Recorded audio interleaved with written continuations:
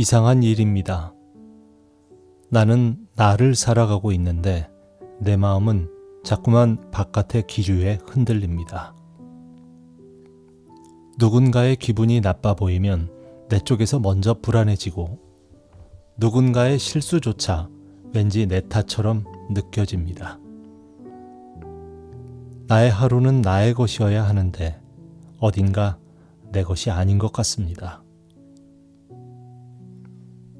오늘 우리가 함께 산책할 책은 그 이상한 하루의 뿌리를 아주 오래 들여다본 한 사람의 이야기입니다. 안녕하세요. 낭독 산책입니다. 오늘은 타인의 감정이 나를 지배하지 않도록을 함께 걸어보겠습니다.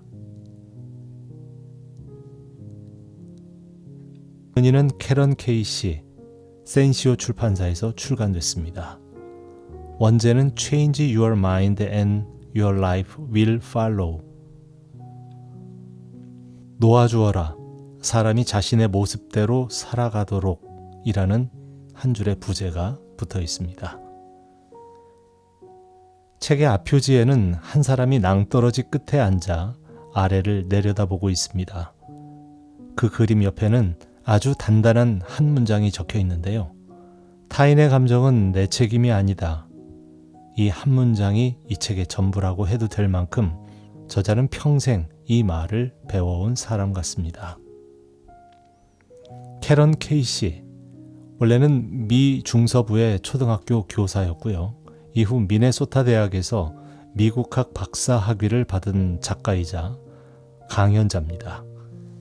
전 세계 100개국 넘는 나라에서 번역된 명상, 영성 분야의 베스트셀러 작가기도 하고요. 그녀의 책은 65만 부 넘게 팔렸습니다. 그러나 그녀의 삶의 출발점은 결코 반짝이지 않았습니다. 불행한 유년기, 알코올 중독, 약물 중독, 그리고 오랜 시간 타인의 기분을 살피느라 자신을 잃어버린 날들.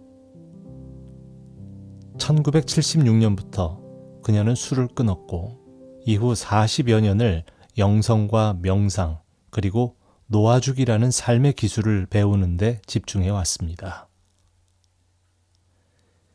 이 책은 그러니까 한 박사의 논문이 아니라 한 사람이 오래 걸어온 산길의 지도 같은 책입니다. 프롤로그에서 그녀는 이렇게 말합니다. 나는 어린 시절 누구의 관심도 받지 못하고 자랐습니다. 아버지는 늘 화가 나 있었고 어머니는 그런 아버지 앞에서 숨죽이고 살았죠. 나는 아주 어릴 적부터 다른 사람의 표정을 읽는데 아주 능숙한 아이가 되었습니다. 그것이 내가 살아남는 방식이었기 때문입니다.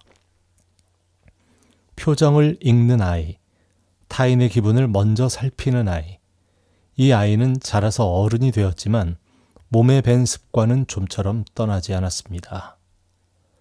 누군가가 기분이 나빠 보이면 그걸 자기 탓으로 돌리고 누군가의 말투가 달라지면 그걸 자기가 고쳐야 한다고 믿는 어른, 그 어른의 이름을 우리는 모두 조금씩 가지고 있습니다. 오늘 우리는 그 이름을 하나씩 불러보려고 합니다. 그리고 저자가 평생을 두고 배웠다는 단 한 가지의 기술, 놓아주기를 천천히 따라가 보겠습니다. 책의 첫 장에서 저자는 아주 단순한 이야기로 시작을 합니다. 이 세상에는 우리가 통제할 수 있는 것과 없는 것이 있다는 것, 그리고 우리가 잠을 설치고 가슴을 앓는 대부분의 일은 사실 통제할 수 없는 쪽에 속해 있다는 사실입니다. 당신은 타인의 기분을 통제할 수 없습니다. 타인의 생각을 통제할 수 없고 타인의 말투를 통제할 수 없으며 타인이 나를 어떻게 바라보는지조차 통제할 수 없습니다. 할 수 있는 것은 오직 하나, 그 상황에서 당신이 어떻게 반응할지를 선택하는 일뿐입니다. 이 말은 너무 뻔해서 도리어 낯설게 느껴집니다. 머리로는 알고 있는 사실, 그러나 정작 살아가면서는 거의 매일 반대로 살죠. 저 사람의 기분을 바꾸려고 내 하루를 갈아넣고, 저 사람의 생각을 바꾸려고 내 자존심을 구기고, 저 사람의 말투 하나에 잠을 설칩니다. 저자는 자신의 어린 딸 이야기를 꺼냅니다. 한때 나는 내 딸이 선택한 친구들이 마음에 들지 않는다는 이유로 오랫동안 마음을 졸였습니다. 그 친구들의 영향 때문에 아이가 나쁜 길로 갈까봐 두려웠습니다. 나는 딸을 통제하려고 했고, 그 친구들을 통제하려 했고, 결국 나 자신조차 통제하지 못한 채 매일 밤 울었습니다. 그녀가 깨달은 것은 단순합니다. 딸의 친구를 고를 수 있는 사람은 자신이 아니라는 사실. 딸의 마음을 쥐고 흔들 수 있는 사람도 자신이 아니라는 것. 그녀가 할 수 있는 것은 단 하나, 딸 곁에 있어주는 것 뿐이었습니다. 나는 그 사실을 받아들이기까지 아주 오래 걸렸습니다. 그리고 받아들인 순간, 이상하게도 가장 먼저 편해진 사람은 바로 나 자신이었습니다. 통제할 수 없는 것을 통제하려는 시도는 늘 자기 자신을 먼저 피곤하게 만듭니다. 책의 첫 장은 그 단순한 진실 앞에 독자를 데려다 놓습니다. 저자는 다음 장에서 가장 중요한 단어 하나를 꺼냅니다. 구분, 타인과 나 사이의 선 하나를 긋는 것. 그 선은 단절의 선이 아니라 호흡의 선입니다. 타인의 삶에 끼어드는 것은 사랑이 아니라 습관입니다. 타인의 행동이 이치에 닿지 않는다고 그들을 고쳐주려 하는 마음, 그것이 진짜 사랑처럼 보이지만 사실은 내가 나 자신의 불안을 감추는 방식입니다. 내가 누군가를 고치고 싶었던 많은 순간, 사실은 내가 불안했던 겁니다. 저 사람이 내가 원하는 대로 움직여주지 않으면 내 세계가 흔들릴까봐 두려웠던 거죠. 사랑이 아니라 불안. 이 진단은 처음에는 조금 아프게 다가옵니다. 그러나 저자는 그 아픔 위에 바로 위로를 덧붙입니다. 당신의 불안이 나쁘다는 뜻이 아닙니다. 다만 그 불안을 다른 사람에게 풀지 말고 당신 안에 있는 그 마음을 들여다보라는 뜻입니다. 그 마음을 돌보는 것이 곧 당신을 돌보는 일입니다. 타인과 내 사이에 선을 긋는다는 것은 미움이 아니라 존중이라고 말합니다. 저 사람의 인생은 저 사람의 것이라는 사실을 조용히 인정하는 것. 그러면 이상하게도 그 사람과의 거리가 멀어지는 게 아니라 더 부드러워집니다. 타인과 거리를 둔다는 것은 사랑을 거두는 게 아닙니다. 그 사람이 스스로 걸을 수 있도록 옆자리를 비워주는 일입니다. 내가 그 사람의 자리까지 차지하고 있으면 그 사람은 결국 자기 자리를 잃어버립니다. 사랑은 그 자리를 내주는 일이죠. 아무것도 하지 말라. 누군가가 나를 공격할 때, 누군가가 내 감정을 건드릴 때, 누군가가 나를 비난할 때, 저자의 답은 의외로 짧습니다. 누군가가 나에게 화를 내거나 공격을 해올 때 가장 먼저 하고 싶은 일은 그 상황을 바꾸는 겁니다. 설명하고 해명하고 반박하고 오해를 풀고 싶어 하죠. 그러나 그 모든 노력은 대부분 상황을 더 나쁘게 만듭니다. 가장 용감한 행동은 아무것도 하지 않는 겁니다. 우리는 아무것도 하지 않는 것을 무책임이나 회피로 여기며 자랐습니다. 그러나 저자가 말하는 하지 않음은 그런 종류가 아닙니다. 그것은 반응하지 않음의 훈련입니다. 반응하지 않는다는 것은 무관심이 아닙니다. 오히려 가장 깊은 관심이라고 할 수 있습니다. 왜냐하면 그 순간 당신은 그 사람의 감정을 그 사람의 것으로 돌려주고 있는 것이기 때문입니다. 그리고 당신의 감정은 당신의 것으로 지켜내고 있는 것이기 때문입니다. 누군가가 던진 말이 아프다고 해서 그것을 내 몸 안으로 들일 이유는 없습니다. 공이 날아왔다고 해서 반드시 받아야 하는 건 아닙니다. 공을 그냥 지나가게 두는 법을 배워야 한다고 저자는 말합니다. 그 공은 애초에 당신을 향한 것이 아니었을 가능성이 큽니다. 누군가가 당신에게 심하게 굴었다면 그 사람은 지금 자기 안에 어떤 고통을 처리하는 중일 가능성이 큽니다.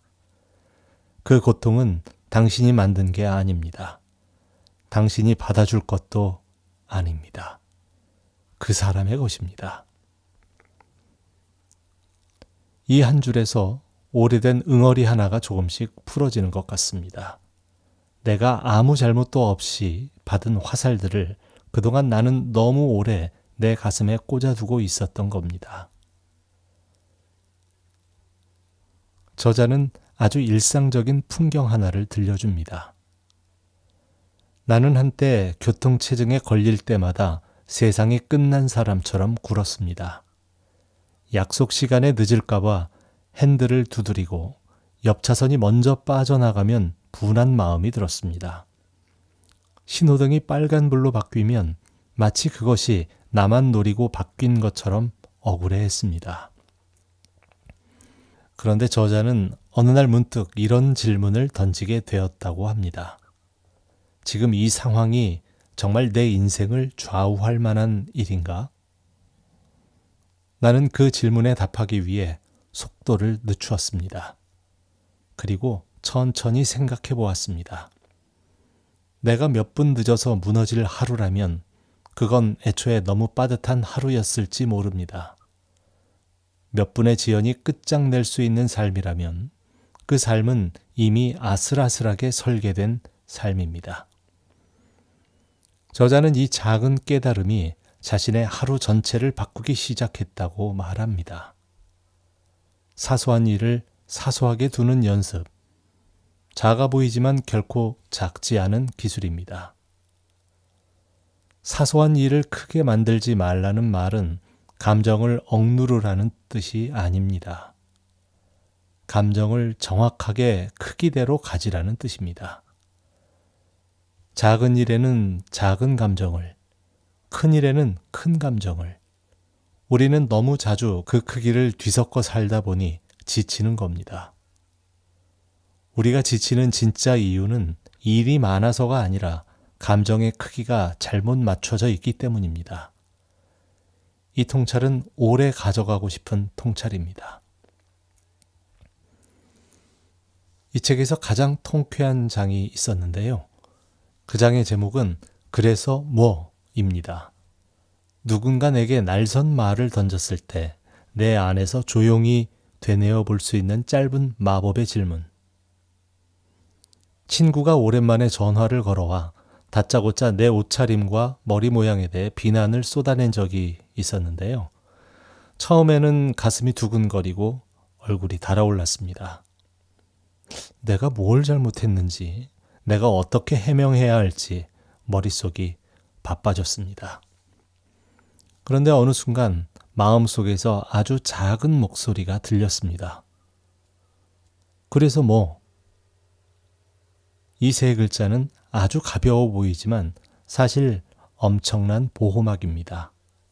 친구의 말이 맞을 수도 있죠. 내 옷차림이 정말 이상했을 수도 있습니다. 내 머리 모양이 구닥다리일 수도 있겠죠.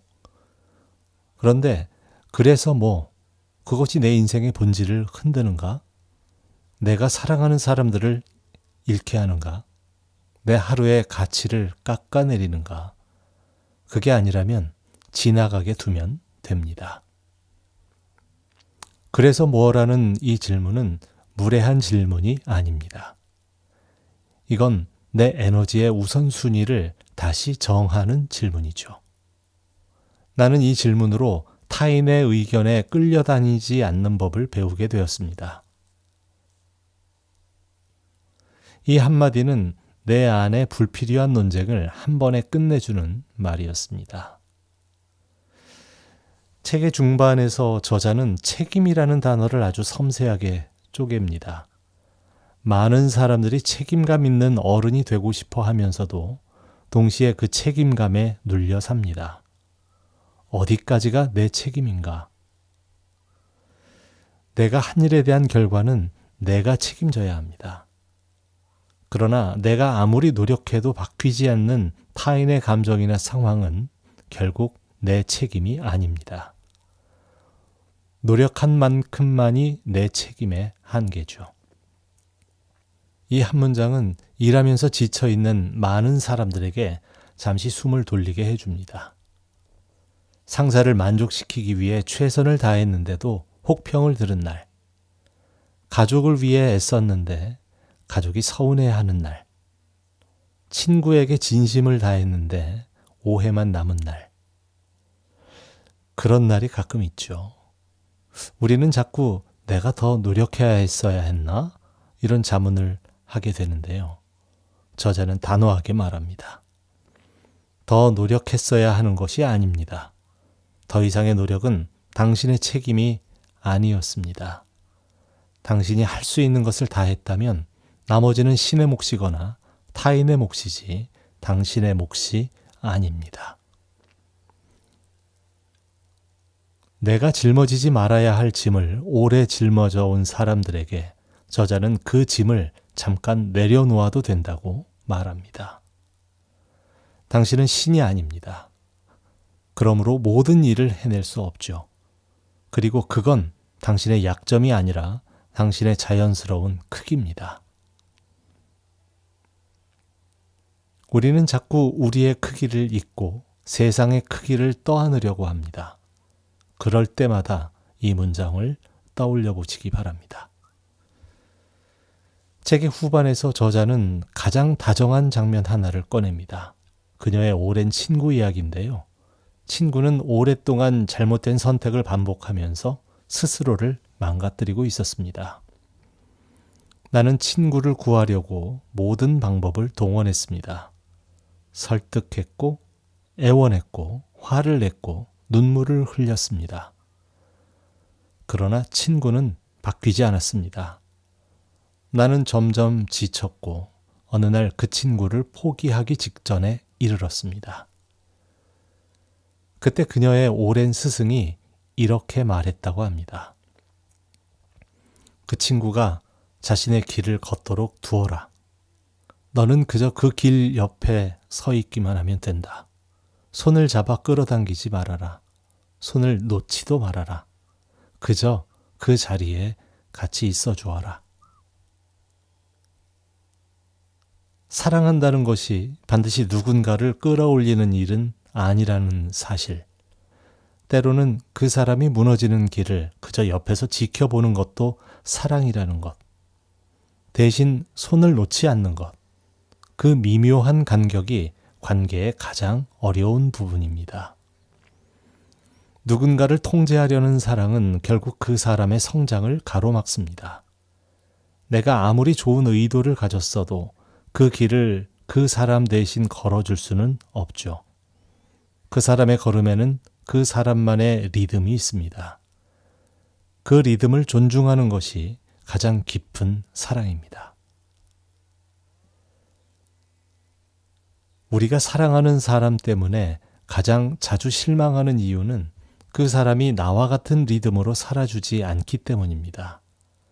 그러나 그가 나와 같은 리듬을 갖고 있다면 그는 애초에 내가 사랑한 그 사람이 아닐지도 모릅니다. 인상적인 제목을 책에서 또 만나는데요. 기쁨은 지금 여기에 있다. 저자는 기쁨을 미래에 걸어두지 말라고 거듭 말합니다.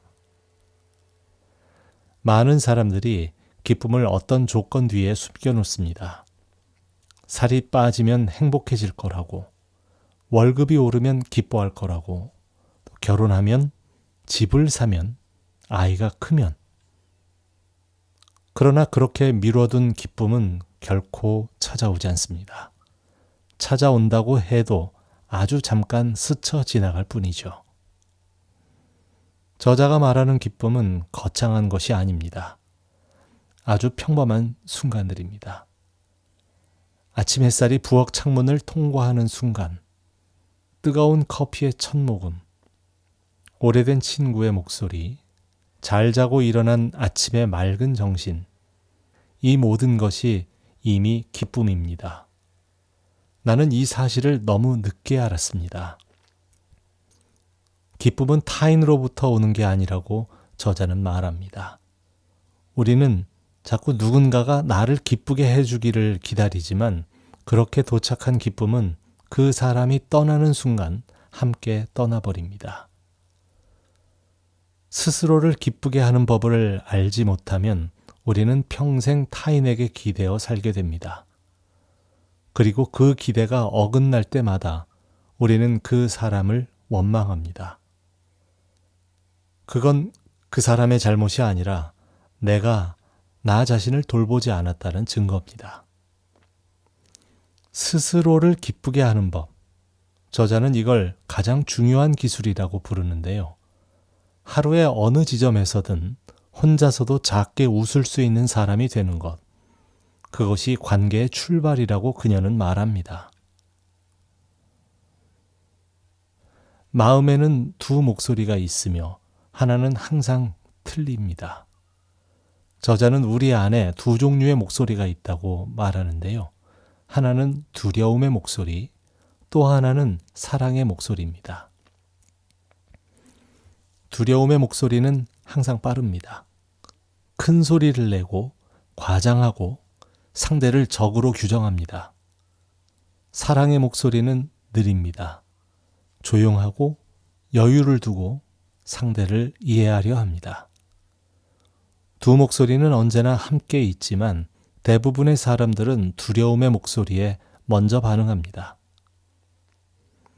이 두 목소리의 차이를 아는 것이 회복의 시작이라고 그녀는 말합니다. 누군가의 말에 상처받았을 때 가장 먼저 튀어나오는 반응은 거의 항상 두려움의 목소리입니다. 저 사람이 나를 싫어한다. 내가 무능하다. 이 관계는 끝났다. 그러나 잠시 숨을 돌리고 두 번째 목소리에 귀를 기울이면 사랑의 목소리는 다른 말을 들려줍니다.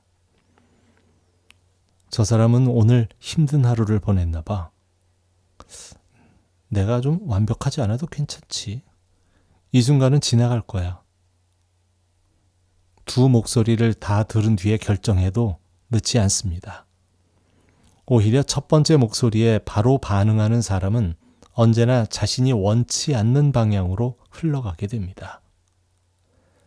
첫 번째 목소리와 두 번째 목소리 사이의 그 짧은 틈, 그 틈을 가지는 연습, 저자는 그걸 거리두기의 기술이라고 부릅니다. 하루에 단 한 번만이라도 그 틈을 벌려보는 것, 그것만으로 인생의 많은 부분이 달라진다고 그녀는 말합니다.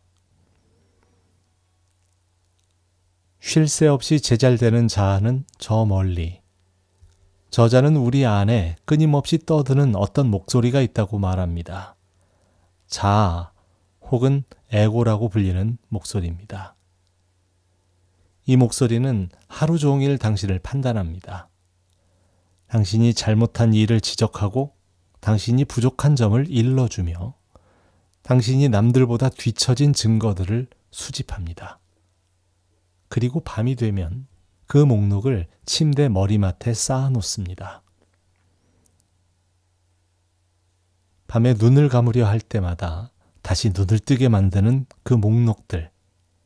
오늘 내가 실수한 말, 오늘 내가 놓친 기회, 오늘 내가 잘못 보낸 문자 하나, 그 모든 것이 다시 한번 머릿속에서 재생됩니다.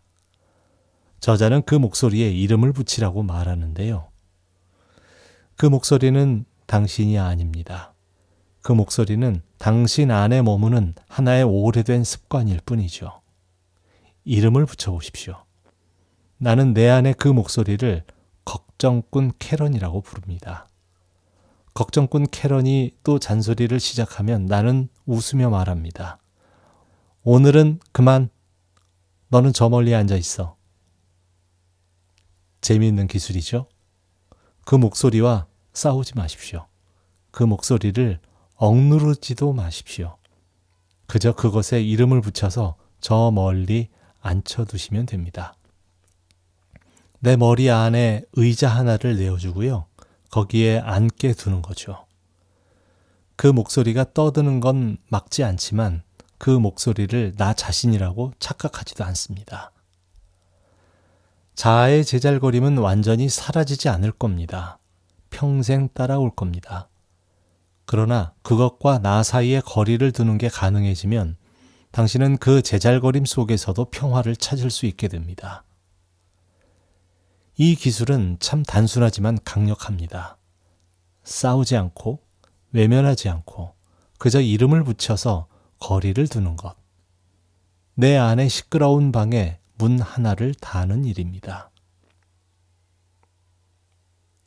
손가락으로 타인을 지적하면 나머지 손가락은 나를 가리킨다. 누군가를 비난하는 순간 그 비난의 나머지 4개의 손가락은 모두 자기 자신을 향하고 있다는 이야기입니다. 아마 한 번쯤은 들어보셨을 만한 이야기죠. 우리는 자주 타인에게서 우리 자신이 가진 문제를 봅니다. 그리고 그걸 견디지 못합니다. 나는 예전에 다른 사람의 이기심을 유난히 싫어했는데요. 어느 날 문득 깨달았습니다. 내가 그토록 싫어한 이유는 내 안에도 그 이기심이 깊이 자리 잡고 있었기 때문입니다. 이 통찰은 오래된 심리학의 지혜이기도 한데요. 우리가 가장 강하게 미워하는 모습은 사실 우리가 우리 안에서 인정하고 싶지 않은 모습인 경우가 많습니다. 저자는 이것을 거울의 법칙이라고 부릅니다. 타인을 비난하기 전에 한번 물어보십시오.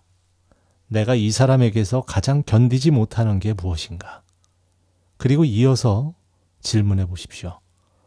그것은 내 안에 얼마나 있는가? 솔직히 답이 나오면 대부분의 비난은 그 자리에서 멈추게 됩니다. 이 글을 읽고 나서 한동안 누구에 대한 불평을 할 때마다 이 질문을 떠올리게 되었습니다. 그리고 이상하게도 내가 가장 화가 난 사람일수록 내 안에 가장 아픈 부분을 거울처럼 비추고 있었다는 걸 알게 되었습니다. 미움은 거울입니다. 그 앞에 오래 서 있으면 결국 자기를 보게 되죠.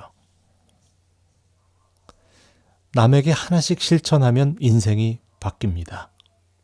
저자는 여기서 아주 구체적인 제안을 하는데요. 매일 아침 당신이 만날 사람들에게 아주 작은 친절 하나를 실천해 보십시오. 거대한 게 아닙니다. 미소, 인사, 고맙다는 한마디, 먼저 문을 잡아주는 손. 이런 것들이 쌓이면 당신의 하루가 바뀝니다. 그리고 당신 자신이 바뀝니다. 저자가 강조하는 것은 남이 바뀌는 게 아닙니다. 내가 바뀌는 겁니다. 친절을 받은 사람이 어떻게 반응하든 상관없습니다. 친절을 베푼 사람 자신의 하루가 달라집니다. 나는 오랫동안 친절이 상대를 위한 것인 줄 알았습니다. 그러나 친절이 진짜로 바꾸는 것은 베푸는 쪽의 마음이었습니다. 작은 친절을 베푼 날 밤에는 나는 늘 조금 더 가벼운 마음으로 잠자리에 들었습니다. 이 발견은 오래된 지혜지만 저자의 문장에 담기면 새롭게 들립니다. 친절은 이타적인 행위이기 전에 자기 자신에게 선사하는 선물입니다. 그 선물을 매일 조금씩 자기에게 보내주는 게 하루를 살아가는 하나의 방법이 될 수 있습니다.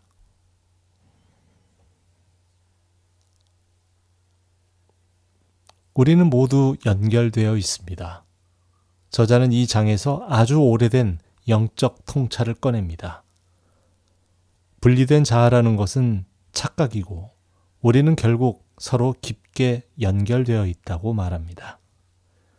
우리가 타인을 용서할 수 있는 이유는 우리가 그 사람과 결국 같은 뿌리에서 나왔기 때문입니다. 우리가 서로의 고통을 느낄 수 있는 이유는 그 고통이 근본적으로 같은 종류의 고통이기 때문입니다. 우리는 서로의 거울이며 서로의 동반자입니다. 이 말이 너무 추상적으로 들릴 수 있는데요.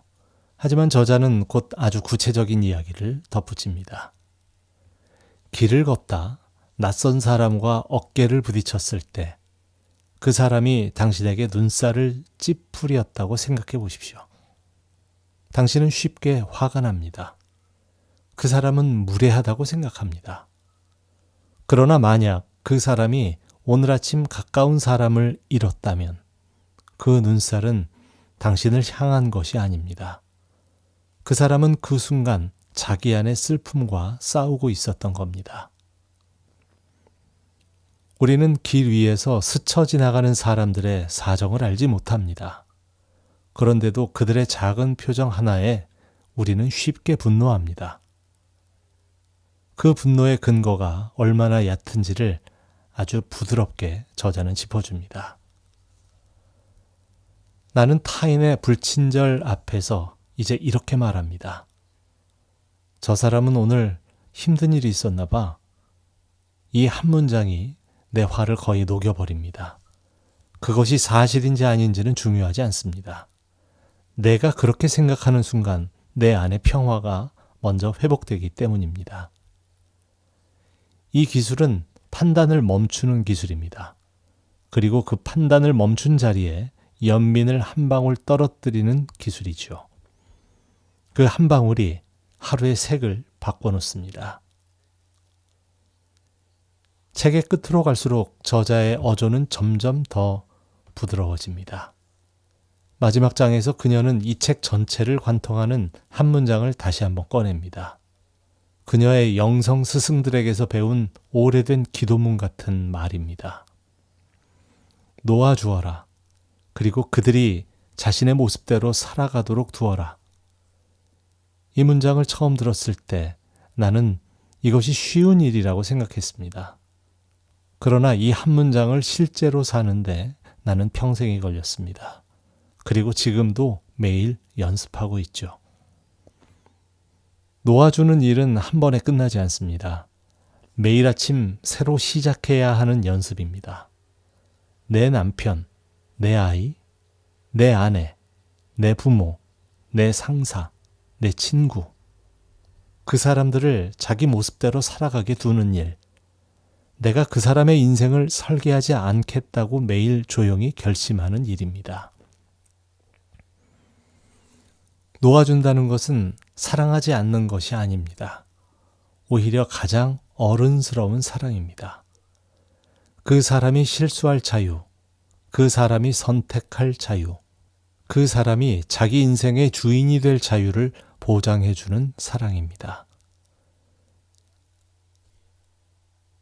내가 사랑한다고 믿었던 많은 순간, 사실 나는 그 사람의 자유를 조금씩 빼앗아오고 있었는지도 모릅니다.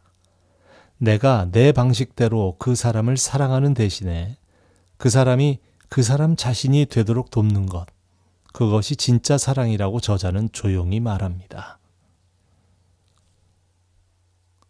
인생을 하룻밤 만에 바꿀 수 없지만 지름길은 있다. 저자는 현실적인 이야기를 꺼냅니다.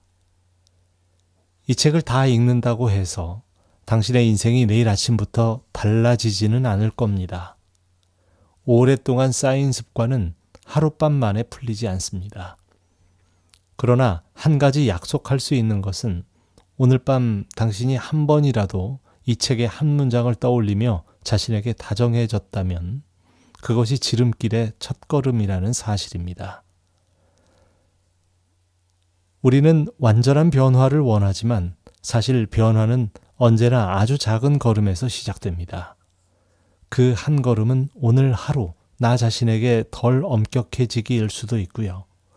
누군가의 말에 그래서 뭐라고 속으로 답하기일 수도 있습니다. 또한 잠자리에 들기 전에 내가 놓아주지 못한 것을 하나만 놓아주기일 수도 있습니다. 작은 실천은 작아 보이지만 결코 작지 않습니다. 그 작은 실천이 쌓여서 어느 날 당신은 문득 이전과는 다른 자신을 발견하게 될 겁니다. 그리고 그때 당신 자신이 당신을 가장 기쁘게 하는 친구가 되어 있을 겁니다. 당신을 가장 기쁘게 하는 친구가 당신 자신이 되는 것. 이 책이 독자에게 마지막으로 건네는 선물입니다. 자, 오늘은 타인의 감정이 나를 지배하지 않도록 함께 산책해 봤는데요. 책의 내용을 다시 한번 새겨봅니다. 타인의 감정은 타인의 것이라는 단순한 진실. 누군가가 내게 던진 날선 말도, 누군가가 내게 보낸 차가운 눈빛도 그 사람이 내 어깨 위에 올려놓은 짐이 아니라는 사실입니다.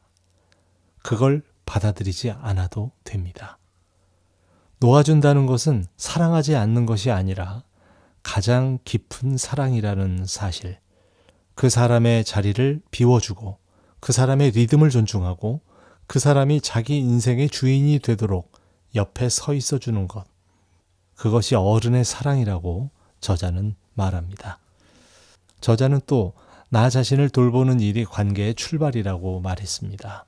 스스로를 기쁘게 할 줄 모르면 우리는 평생 타인에게 기대어 살게 되고 그 기대가 어긋날 때마다 타인을 원망하게 된다고 말합니다. 나의 평화는 언제나 내 안에서 먼저 시작됩니다. 저자 캐런 케이시는 이 세 가지 가르침을 평생을 두고 배웠다고 말합니다. 박사도, 베스트셀러 작가도, 영성 강연자도 결국은 매일 아침 새로 시작하는 한 사람의 수행자일 뿐이라고 말합니다. 그녀의 책이 오래 사랑받는 이유는 내려다보며 가르치지 않고 같은 줄에 서서 함께 걸어주기 때문입니다. 같은 줄에 서서 함께 걷고 있기 때문일 겁니다. 자, 오늘 하루를 돌아보면서 우리가 남의 감정 때문에 자꾸 기울어졌던 순간들을 떠올려 봅니다. 그 기울어짐은 대개 그 사람이 나를 어떻게 생각할까라는 질문에서 시작되죠. 그리고 그 질문은 대개 답이 없습니다. 답이 없는 질문을 붙들고 밤을 새우는 게 우리가 가장 자주 하는 소모적인 일입니다. 오늘 밤 잠자리에 들기 전에 아주 작은 연습을 하나 해보시기 바랍니다. 오늘 나를 기울게 만든 그 사람의 말이나 표정 한 가지를 떠올린 뒤에 속으로 이렇게 말해보는 겁니다. 그건 당신 겁니다. 나는 그걸 받지 않겠습니다. 그리고 깊은 숨을 한번 내쉬십시오. 그것만으로도 어깨 위의 무게가 조금 가벼워집니다. 우리는 평생 사람들과 함께 살아가야 합니다. 그래서 거리를 둔다는 것이 어렵게 느껴지죠. 그러나 거리를 두는 것이 멀어지는 것이 아니라고 저자는 말합니다. 오히려 더 오래 함께 걸을 수 있는 가장 확실한 방법이라고 말합니다. 가까이 서려다 서로의 발을 밟지 않기 위해 우리는 조금씩 자기 자리를 가지는 연습을 해야 합니다. 누군가의 감정이 나를 지배하려고 할 때 그 감정을 그 사람에게 정중하게 돌려줄 줄 아는 사람, 내 마음의 경계선을 부드럽고 단단하게 지킬 줄 아는 사람, 그러면서도 그 사람이 자신의 길을 걸어갈 수 있도록 옆자리를 내어줄 줄 아는 사람. 오늘 함께한 이 책이 우리 안에 그런 사람 하나를 조금씩 키워주기를 바랍니다. 캐런 케이시는 평생을 이 한 문장을 배우는 데 썼다고 했습니다. 놓아주어라. 그리고 그들이 자기 자신의 모습대로 살아가도록 두어라. 이 문장이 너무 거창하게 느껴진다면 오늘은 이렇게 바꿔봐도 좋습니다. 오늘 하루 내가 짊어지지 않아도 될 감정 하나만 내려놓자. 그 하나의 내려놓음이 내일 아침의 공기를 좀 다르게 만들어줄 것이다. 행복은 멀리 있지 않습니다. 행복은 타인이 나를 대하는 방식 안에 있는 게 아니라 내가 나 자신을 대하는 방식 안에 있습니다.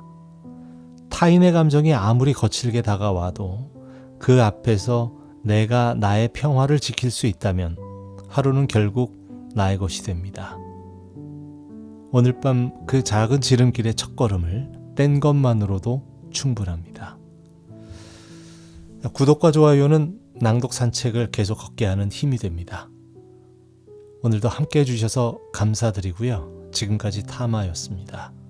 다음 시간에 또 뵙겠습니다. 고맙습니다.